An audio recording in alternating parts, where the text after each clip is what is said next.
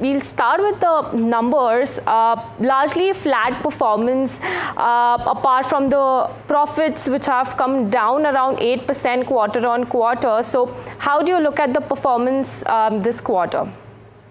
Sure. We had a very solid Q4. If you double click on the top line, I guided in January that we were going to see a decline at one of our largest customers, VinFast, as a result of us completing the development of 2 electric vehicles, and so we saw a runoff at that account.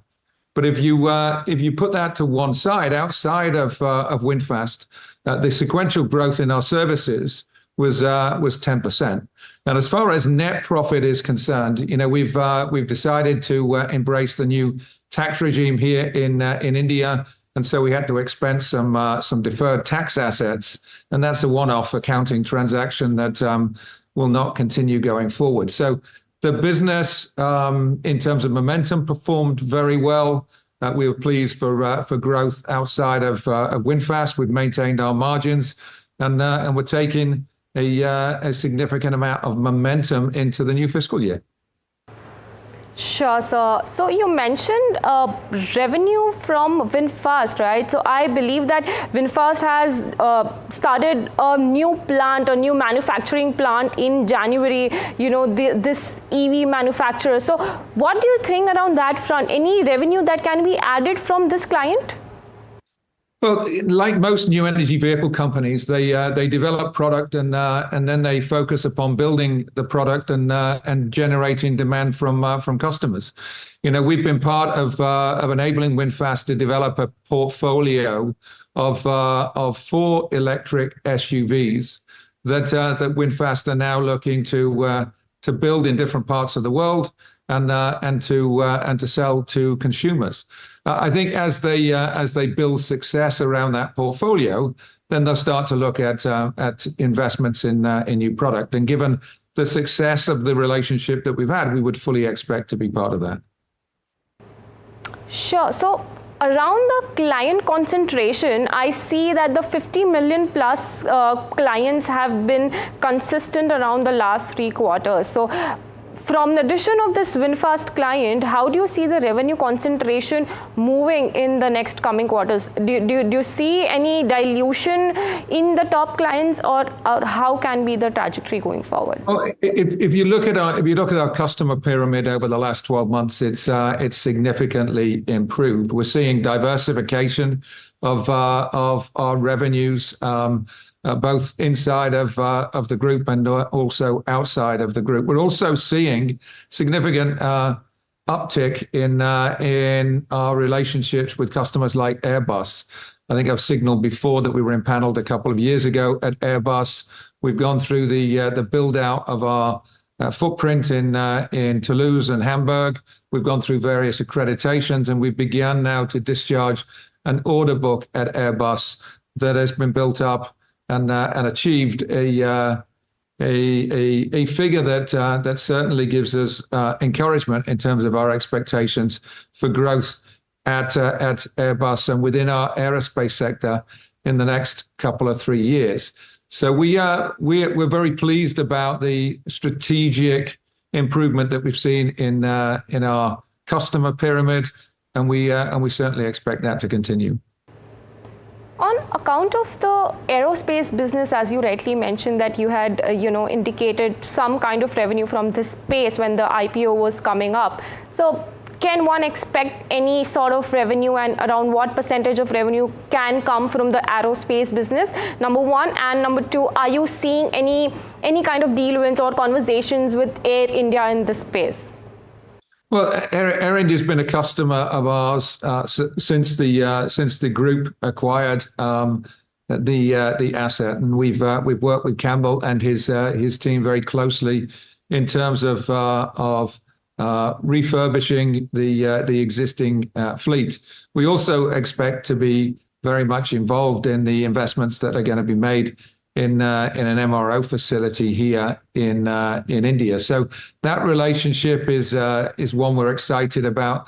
But we're also excited about the investments that the group is making in aerospace. TASL has announced a program with Airbus in and around C295. There was a helicopter deal that was announced last year. So the influence of the group across various companies is increasing in the aerospace sector. And I've shared before that traditionally we've been about 90% automotive in terms of our revenue mix. We expect in the next 3 to 5 years to transition aerospace and what we refer to as industrial heavy machinery to about 20% of our business mix. So around 20% of your business might come from aerospace. Is that what you mentioned, right? Well, 20% from non-automotive customers. And aerospace will probably be the most significant sector that will contribute to that. Sure, got that. And another question around the BMW JV that you recently had.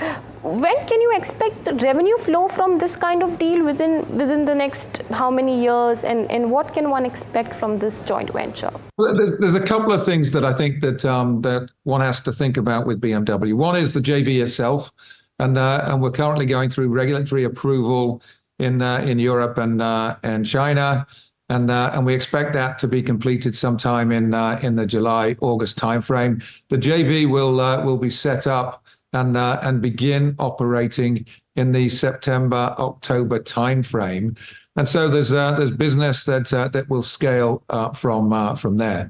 But one of the things that we are starting to see is that BMW is one of the benchmark automotive OEMs in the premium segment, and it's a company that the rest of the market looks to.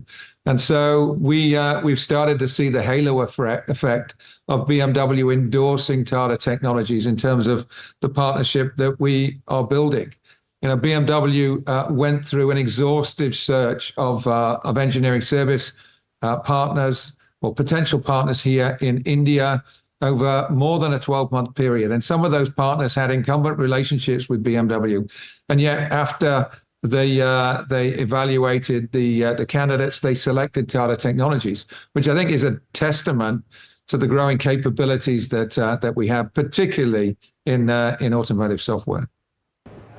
Sure, got that, understood. Another question around services revenue. This segment has been down around 9% year on year on constant currency terms. So do you think the EV slowdown in the US or Europe is affecting the sales over here? Our business grew 30% outside of VinFast. It grew 10% sequentially. So 30% year on year, 10% sequentially. And when you look at the overall business, even if you include VinFast, we grew 15.9% in Indian rupee terms. And so we have built up a head of steam. We're not seeing any decline in demand, and we're investing very heavily in the capability to satisfy what we expect to be a very healthy market, certainly over the next 3 to 5 years. So, we're not seeing any tapering of demand, except for the transition that we fully expected to undertake at that one customer, VinFast. Okay, well, that's the management